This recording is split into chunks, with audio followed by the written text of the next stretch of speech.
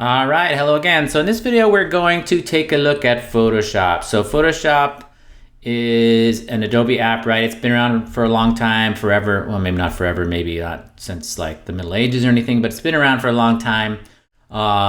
Maybe the original one of the original Adobe apps, one of the original. So where does it fit? Photoshop was developed, like the name says, it's kind of developed for Photoshop or for photos, editing photos. It does a lot more than that now. A lot of people think it does way too much. It's kind of bloated, right? Maybe. So it does a ton of things. So we're definitely not going to go over everything in Photoshop. That would be crazy. We have, you've probably seen multiple classes in Photoshop. It takes a long time to kind of learn it all. I'm not sure anybody learns it all because it does a lot of different things besides just editing photos now. Because of that, Photoshop has got a lot of competitors now, like say Sketch or Figma for app design, interface design, because Photoshop is kind of big and some people would say bloated, right? And it's too much. It's not necessary to have all those tools in there for doing certain things like making, say, a layout for a website. But it's still kind of an industry standard. One of the things that you probably would need to know if you're doing graphic design or image production, you kind of have to know it probably still. Some other tools that you might hear about. So this is part of the Creative Cloud, right? Adobe Creative Cloud. You got Illustrator, which is more oriented towards vector art, meaning it's mathematical descriptions of shapes and lines and things like that, as opposed to Photoshop, which is more bitmap oriented, meaning it has pixels, right?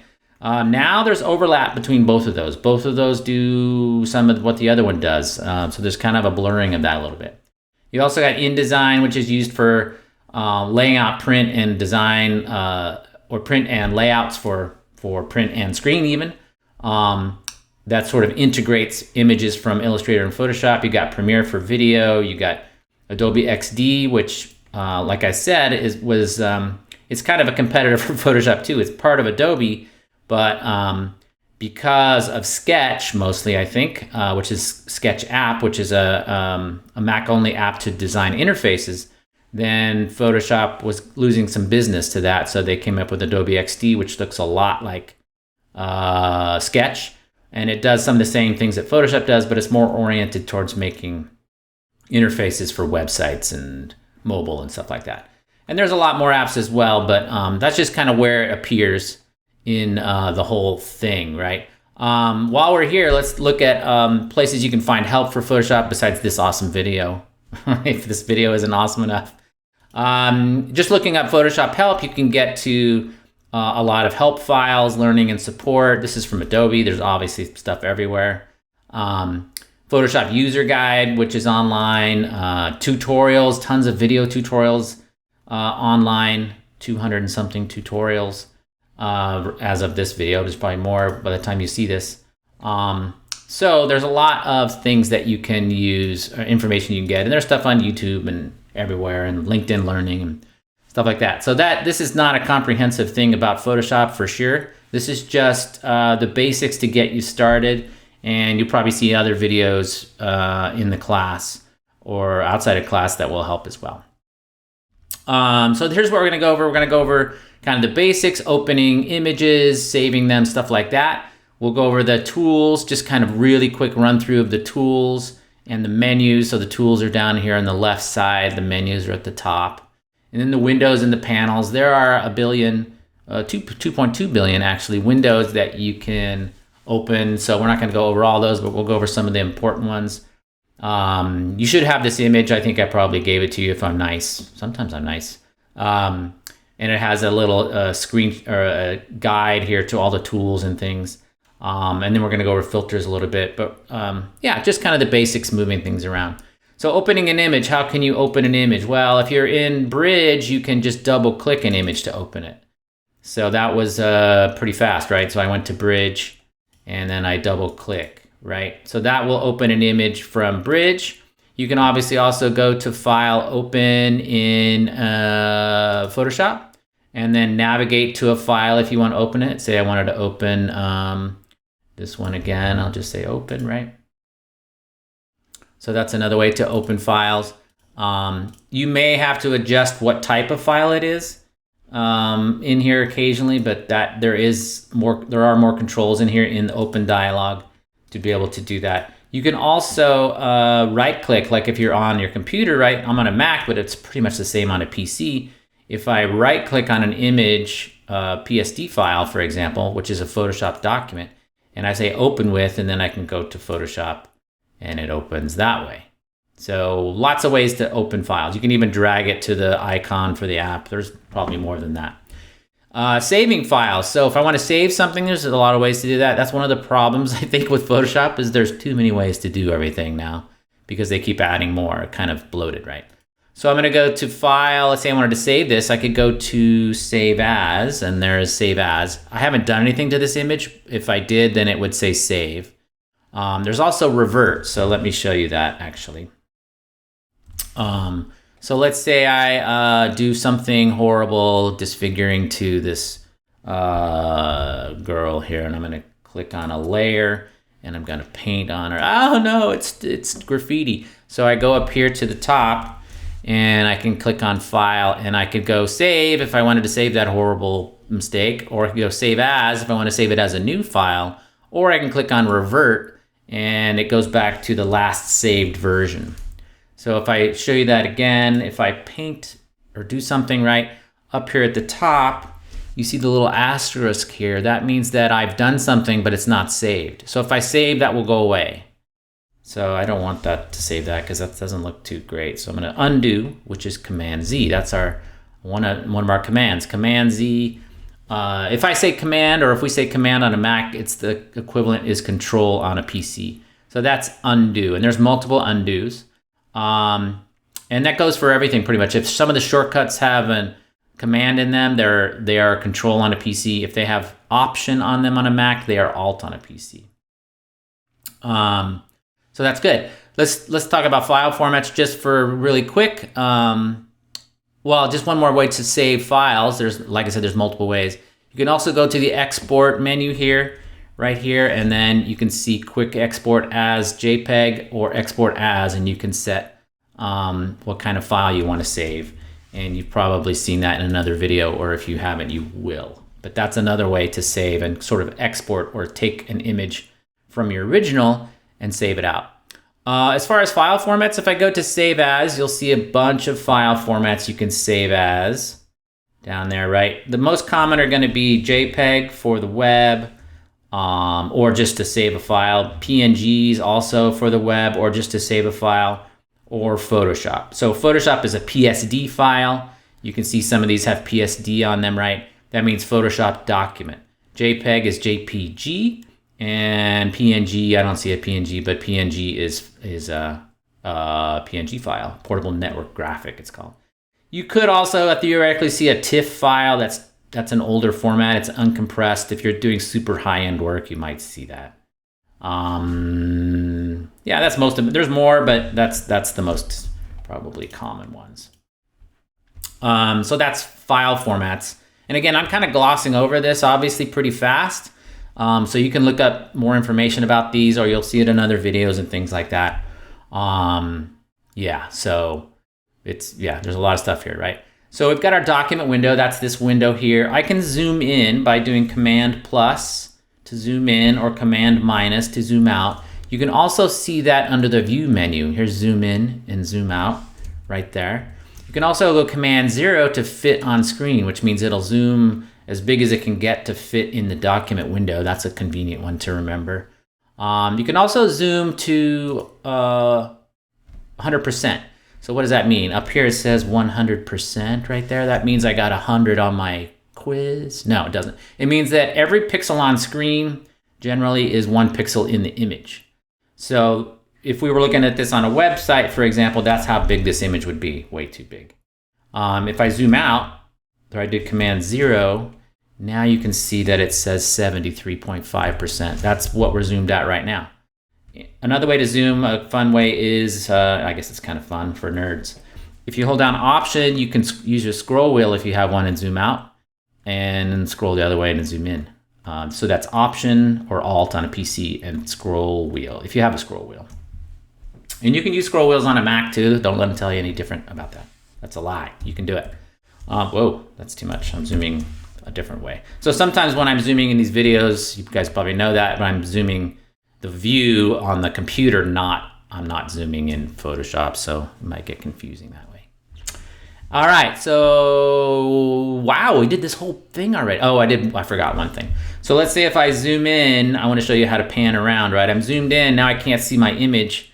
I could go to the hand tool right here on the left, but fast way to do it, one of the best shortcuts to know is spacebar, and then I get the hand tool, and now I can pan around or move inside my image.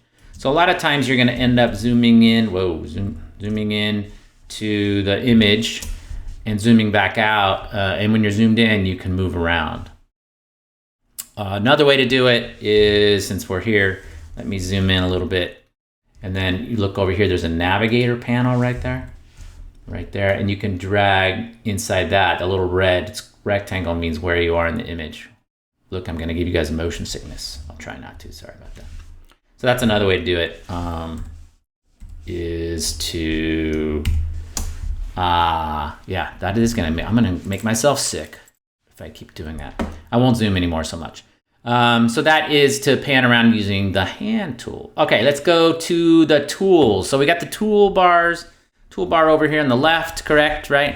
And you got 472 tools, give or take. Some of these are old. They've been around before you were born, probably, and some are pretty new, and there'll probably be more by the time you see this video, so don't hold me to that. But we're gonna go through some of these tools real quick. First, I wanted to show you down here, though, the color pickers. So if you want to paint, like I painted on this poor girl, right? That's actually my daughter. I painted on her, and you pick a color right here using the color picker. So there's a foreground color picker and a background color picker. So you've probably seen this before, but if I click there, you can pick a color, and then you get that color there. Now if I paint with that color. So that's the color picker.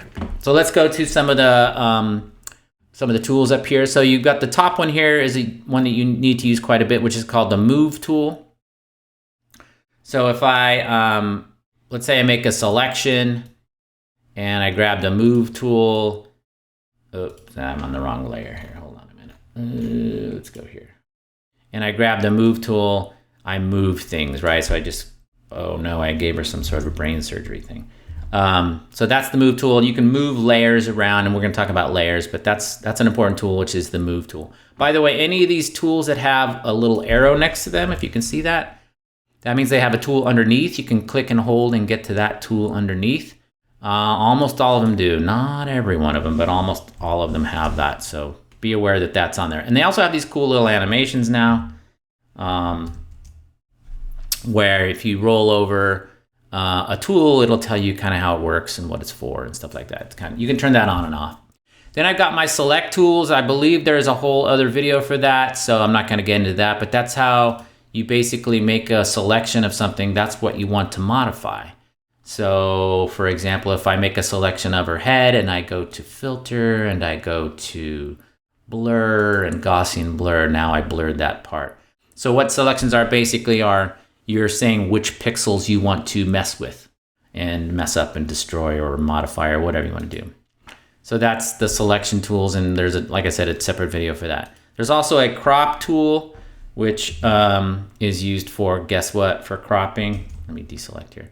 So if I click on the crop tool, I could crop this whole image like that, drag in and hit return or enter, and then it's cropped. So that's this tool right here. By the way, any of these tools, excuse me, any of these tools up at the top, you're gonna see an options bar. So that is context sensitive, which means if I select a tool, I'll get different options up here in the options bar. I'm up here right there, right? If I select the move tool, I get stuff about alignment and auto select, which means I can auto select a layer when I click on it, stuff like that. If I select a select tool, like the marquee, then it changes into stuff relevant for that. Or if I click on a brush tool, then I get stuff about brushes. So this is a context-sensitive bar called the options bar for tools and things. So make sure that when you use a tool, you take a look up here and see what's going on, what options you have for that tool. Okay, so down below that, I'm going to skip some of these because we'll be here all day. But down below that, you got some retouching tools. I believe there's different video. I have a different video for that for you guys. So that's the retouching tools down there. You've got the brush tool right here, which we've kind of already played with. That lets you paint, right? That's probably one of the original Photoshop tools. You have a clone stamp tool and a pattern stamp tool, which lets you, probably seen this before too, lets you copy parts of an image, make an alien girl, right? Right, three eyeballs.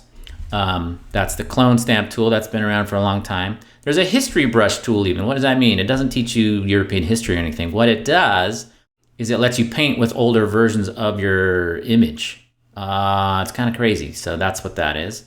You got an eraser tool that you can use to erase things. I never use it because you're better off using a mask, which you've probably seen in other videos as well. But probably not going to use that one that much. You got a gradient tool that lets you do gradients. Whoa, that looks kind of cool actually. Which are fading from one color to another.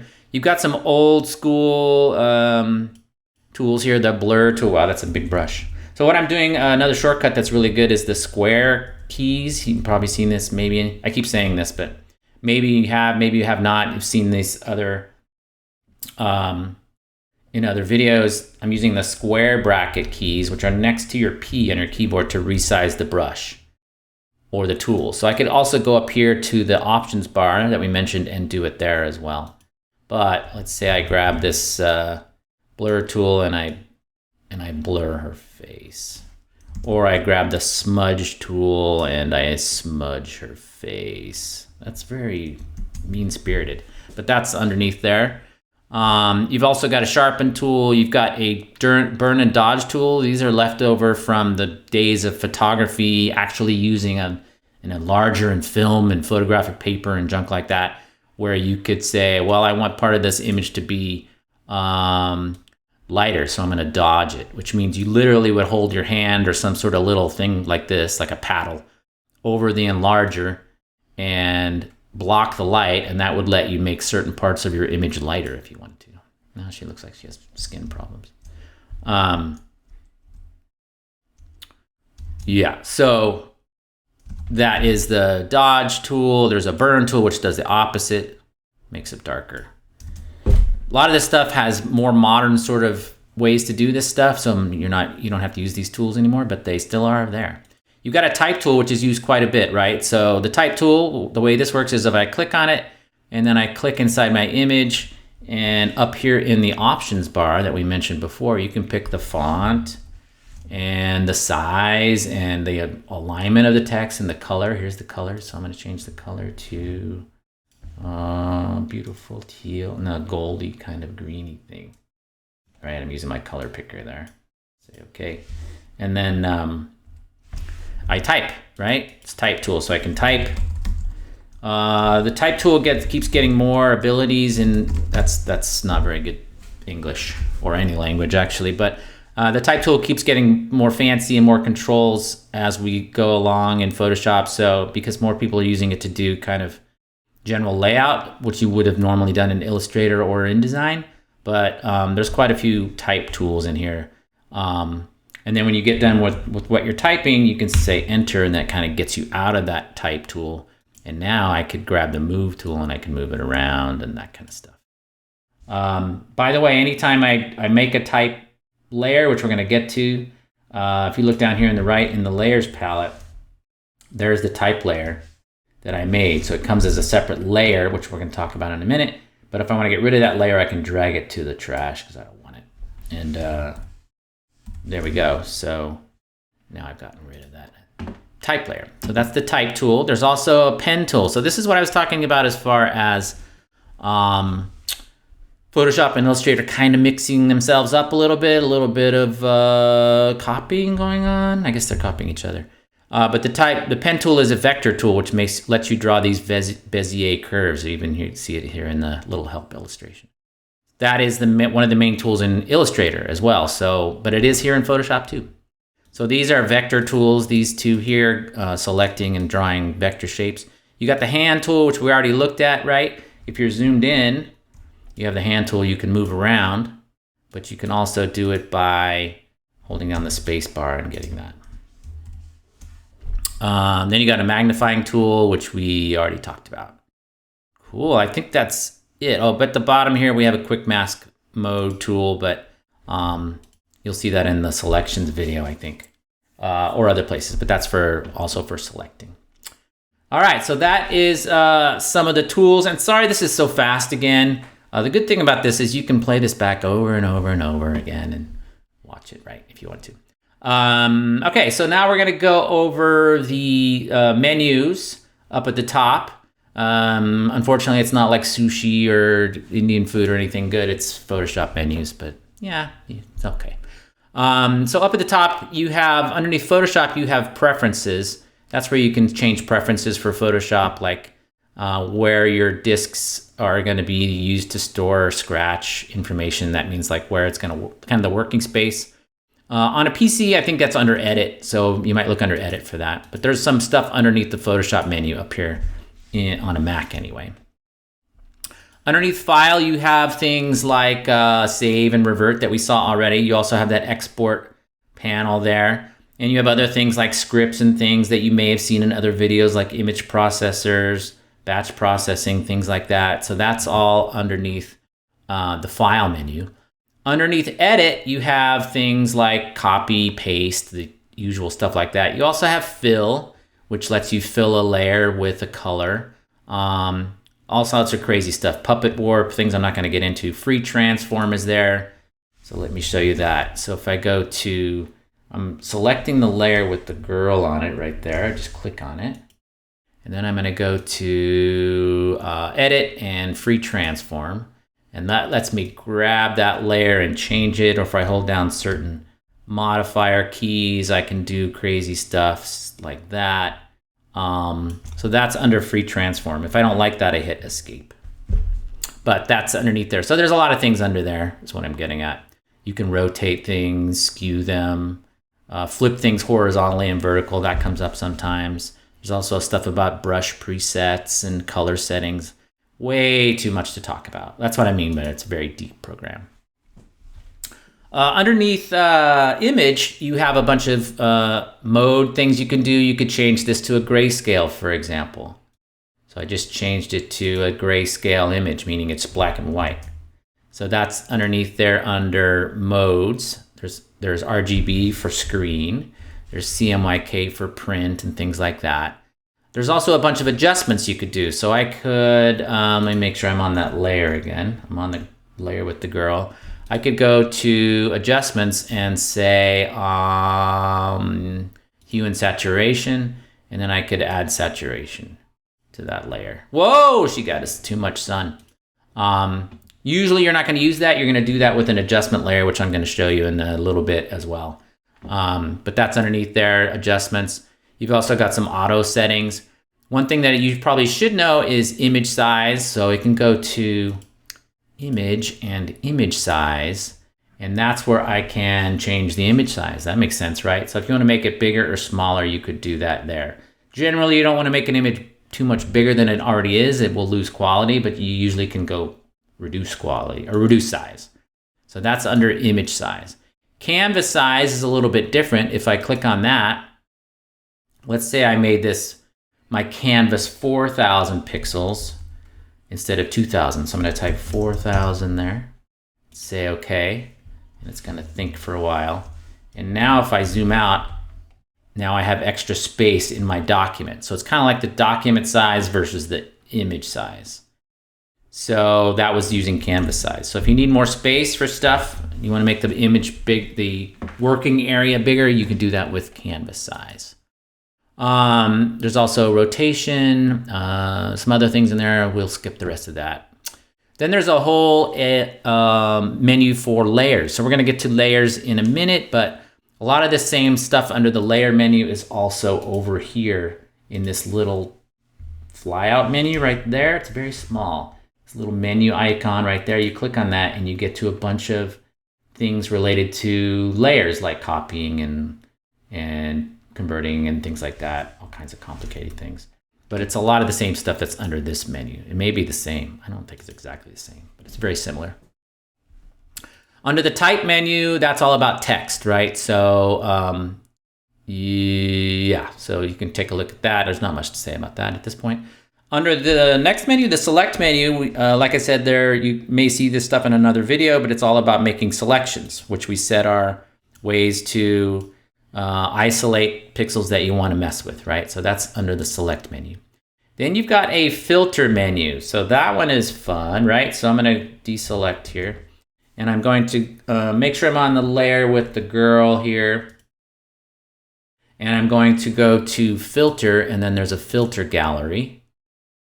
And this is pretty old, but it does a lot of cool, like, sort of natural media effects and things. If I found something that I liked, let's say I like that one, and there's tons of them in here, right? I just click OK, and then, wow, I've got this sort of painterly look to that image now. I'll leave that one. Actually, yeah, I'll leave that one. So you guys can pick one and try one of those if you want. Yeah, go ahead and pick one of those and do it. I'll wait. I'm waiting. All right, you did it. Cool. You made some change to this image here, right? Underneath there also is some things like lens correction, which you may see in another video, depending on which class you're in, about photography, lens correction. There's also liquify, which you can do fun things like, I can make her smile more or less. This is some AI stuff in here, right? I can make her eyes bigger, make that manga stuff, right? All kinds of stuff like that. And then I'll say, sorry, that was a phone call. Then I said okay, and now it's transformed. Now she looks a little bit weird, but so that's under filter and liquify. There's also a bunch of other filters as well. There's blurring. You can blur things. You can sharpen things. You can distort things. You can add noise, which are little pixels of the wrong color. There's too many to talk about here. You can make trees appear, all kinds of crazy stuff. Some of these are related to video. Some are related to design. Some are related to photography. There's a ton of stuff in there. So that's what's there. There's also a whole 3D menu. So you can do sort of 3D stuff in Photoshop now. It's not real 3D completely. It's not like a 3D program like, say, Maya would be, but it does have some 3D capabilities. We'll skip that. There's a view menu, which we kind of looked at. That's where you can zoom in and zoom out. You can also do things like show or hide rulers. You can turn on and off snapping so that layers will snap to each other, things like that. So that's under view. Then you've got a window menu, which has, again, like I said, 472 palettes that you can open up. We're going through a few of them, but that's where you can open and close things. So for example, if I wanted to make a text layer, right? I can make some text here like we did, and then I could go to the character palette, and that opens the character palette here, and then I could change the font or whatever I wanted to do. There, so that's the character palette. There's also a paragraph palette for alignment and things like that. So all those are underneath this window menu. Some of them are already over here too. These icons mean that if I click on it, they'll pop out. There's an info palette. There's the character palette. There's the paragraph palette. So those are in little buttons, and then some of them are docked over here on the right, which I'll show you how to move those around in a second. So that's under the window menu, and then of course there's a help menu there, which doesn't seem to help a whole lot sometimes, but yeah. Let me get rid of this layer of text again. Okay, so that was the menus up here. Like I said, a lot of this stuff is replicated other places too. So next thing is some of the windows and panels. So we've seen the tool palette over here. We've seen the options bar up at the top, and then over on the right, you've got a bunch of palettes. Very far in the top right up here, you've got a workspace drop down, and you can change the workspace. So if I went to Essentials, it would look like this. Or if I went to Photography, it would look like this. So they've kind of done some pre-made workspaces, and all that's done is open up some windows and close some other windows that make sense for what you're doing. So I'm actually in the Photography one because I don't want to see some of this stuff over here under Essentials. But you can always change these as well. So say if I If I was in Essentials and I don't want to see libraries, I can right click on it and say close to close the palette. You can see that. Or I can say close tab group, which is like this is a tab group and this is just one tab, right? So if I say close tab group, now it's gone and I don't use up that space when I don't want to see that palette. So you can always do that. You can also drag things around. So let's say I wanted to move the swatches to down here. I'm going to grab it and drag it, and you see it kind of highlights, and then I can move it there. So you can make the interface kind of look exactly like you want. You can also drag in between, and if you see the cursor changes to this little draggy thing, that's not the technical name, but changes, and I can do that to make palettes bigger or smaller up to a point, right? So that's another thing you can do. You can also double click on palettes to collapse them. So I double clicked on properties there, right there, and it's collapsing that group. You can also, there's a lot of shortcuts, of course, and I can hit tab and it hides the palettes, things like that. So if you just want to see your image, you not want to be distracted. You can also hit F on your keyboard to cycle through different views, like solid black if you're just painting or something. So there's lots of that kind of stuff too, to customize the interface. Whenever you get something you like, you can go to new workspace up here and you could save it as your own if you wanted to. So you can set it up just like you like it. So that's rearranging palettes. Let's look at a few of the panels that are important. I think they're important anyway. The layers palette is probably the most important. I'm going to come back to that, but other ones that you might want to use are, like I said, the character and paragraph palettes. Remember, they're all underneath here. So if I go to, let's say, character, then that pops out, and this is your text controls, right? So those are probably pretty important. Properties is probably good to have up because you can do things like align things, and you'll see quick actions there as well. So quick actions are fairly new. So there's one that says remove background. So let's say I click on select subject. I didn't click on remove background. I clicked on select subject, and you may have seen this in another video. And then it tried to select the subject. It's using AI, not like super powered AI that's going to take over the world yet or anything, I don't think, but it's trying to like say, well, okay, where is there a person? It's going to try to select them. So that kind of stuff might show up under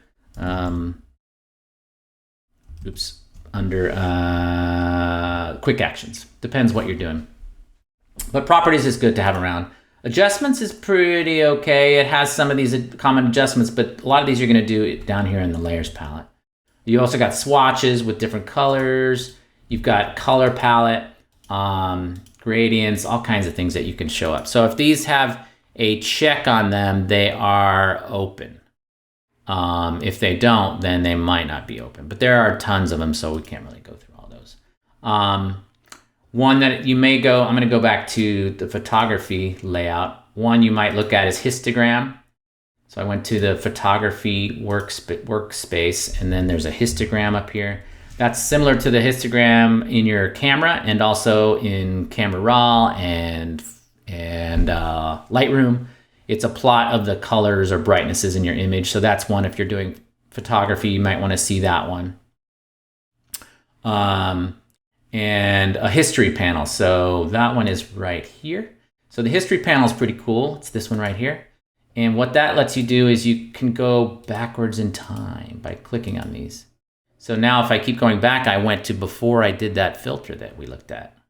So you just click on that and you can skip back to that point in time. So if you change your mind about what you were doing, you can always use the history panel to go back. That's kind of a good one to remember. Okay, so let's go to the Learn palette, which I don't see. I'm going to go to Window and Learn because I want to learn. So this is pretty cool. This is fairly new, but what it does is it guides you through. So let's say I wanted to, I'm going to click on Make Creative Effects, and then I'm going to click on Replace the Background. So what it does is it tells you step by step. I can dock it up here, right? There we go. It tells you step by step what to do this little tutorial. So I'm going to click Next, And it says, oh, down here it says click layer 2 to edit. So I'm going to click layer 2 to edit it. Then it says over here, select the quick selection tool. So I click on that. Then it says open up the brush settings. Okay. And make a brush about 30 pixels. You can also type in any of these too.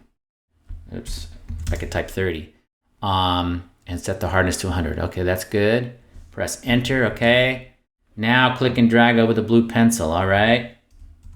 I'm gonna click and drag over the blue pencil. And that is selecting it. Now it's gonna say collect, it tells me what to do over here in the Learn panel. I'm gonna click next again. It says click the add layer mask icon. Okay, that was this one down here. Click on that. And now it's mask, says the mask hides everything. Yeah, I can see that. Now I click next again. I'm gonna click the eye icon on this layer. I know I'm going fast, but, and that's good. I click next and I'm done. Congratulations, Mark. I did it. So I replaced the background, changed it from that to that.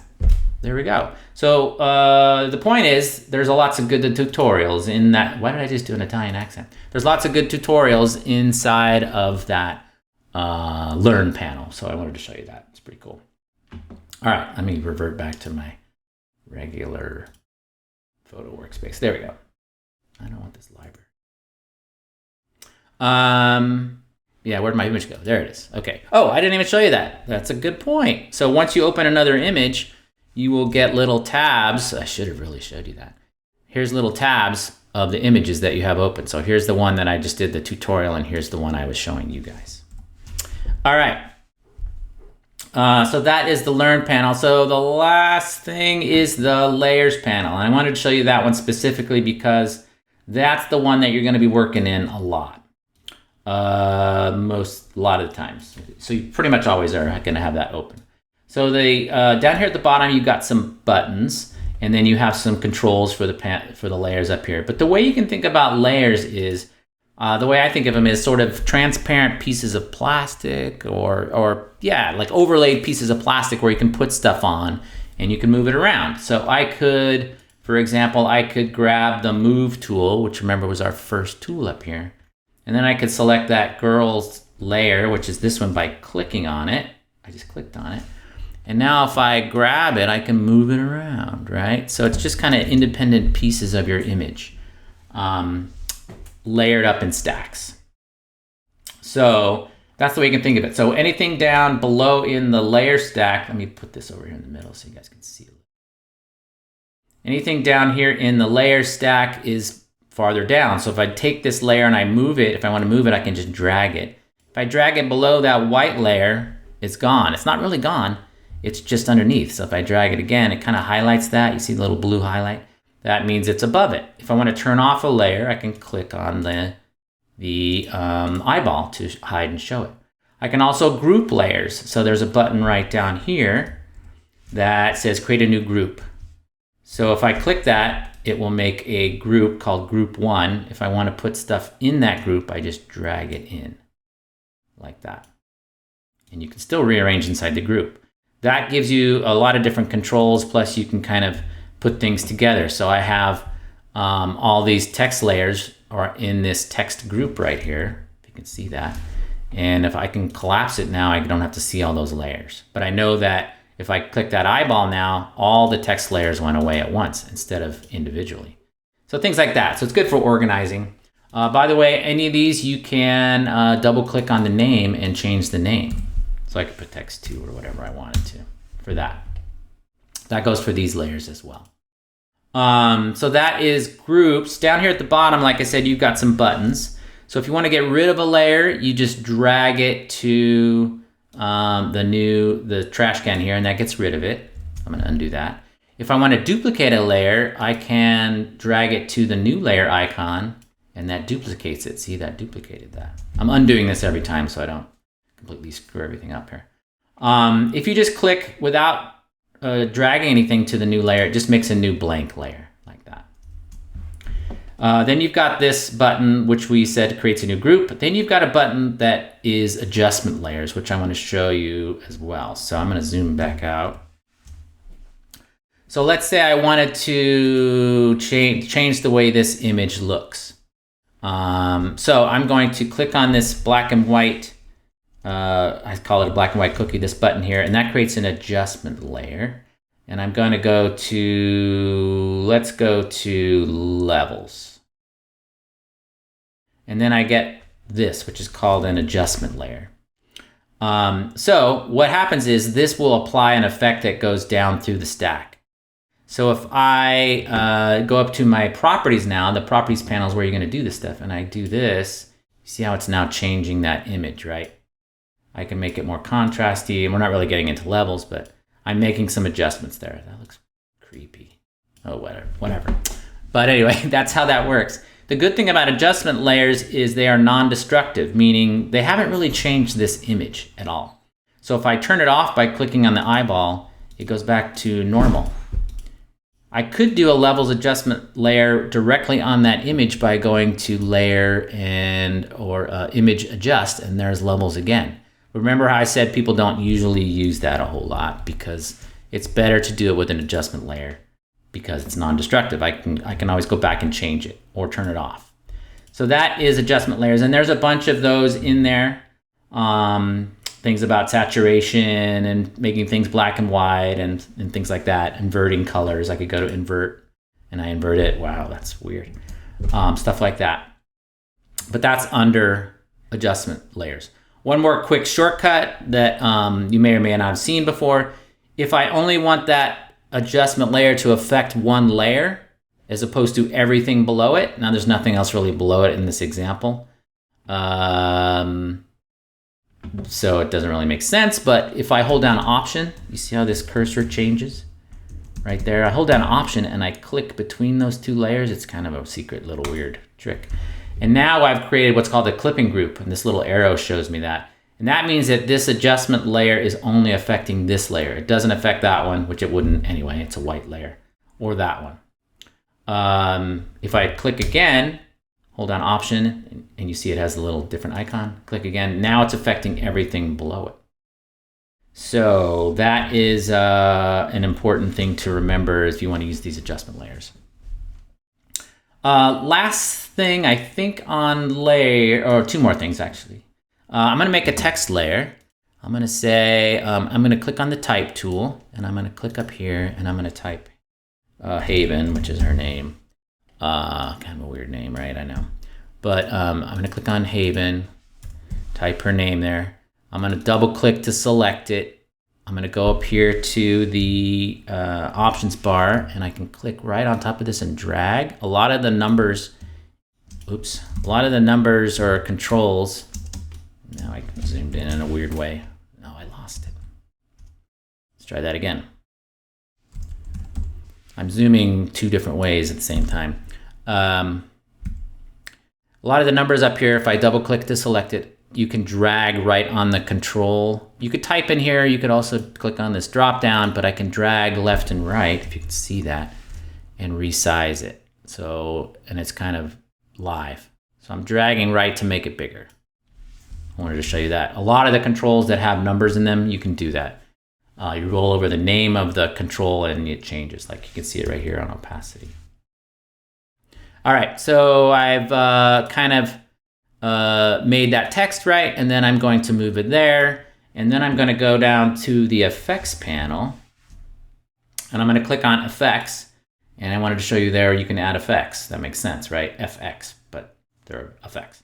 And I'm going to go to drop shadow. What is a drop shadow? Drop shadow makes a little shadow underneath the text. So I'm just going to click OK. I could mess with this, but I'm just going to say OK. And now you can see there's a little drop shadow on that. You can also see in the layers that there are little eyeballs, creepy eyeballs with effects and drop shadow on them. So if I click on those eyeballs, it turns off the effect. You can see the effect right there. Now you see it. Oop, now you see it, now you don't. So that is the effects panel, or the effects menu, and their layer styles actually, but it says effects on it, it says layer style. And you can add styles to your layer. So that's what that is. And you can turn them on or edit them by clicking on it. If you double click on it, it'll open up the controls for that. Okay, so that lets us do, I think, the last thing. I know I maybe said that already. Did I say that already? Yeah. Which is this little weird difference that people are confused about. It says on the layer, it says opacity and fill. What's the difference? So opacity means how opaque something is, the opposite of transparency. So if I click on that and I drag the slider, then that layer, if you watch this text layer over here, gets more opaque or less opaque, right? Pretty simple. What does fill mean then? Fill means if I click on that one and slide, you can see what happens. Fill means only the contents of the layer become transparent, meaning the text. The effect does not. So that drop shadow, if you look up here, that drop shadow is still there. So that's what the difference between fill and opacity is. There's also more, so that's kind of all I wanted to get into as far as the layers go. There's more, there's blending modes and things like that where you can change how things look depending on the blending mode. There are a ton of things. You can lock and unlock or freeze and unfreeze different parts of the layer, like its position, its opacity, and things like that. But yeah, this video is already too long. That's what you're thinking. I can hear you thinking that. So I think that is probably good. I'm gonna dock this layer back over here again. Or that panel, sorry. So I think that is about it. So go ahead and give that a try. Follow along with the image. I'll give you guys this image, and then you can put a filter on the girl and type some text in there so I know that you can practice that. But I think that is about it for this one. So I will talk to you again later.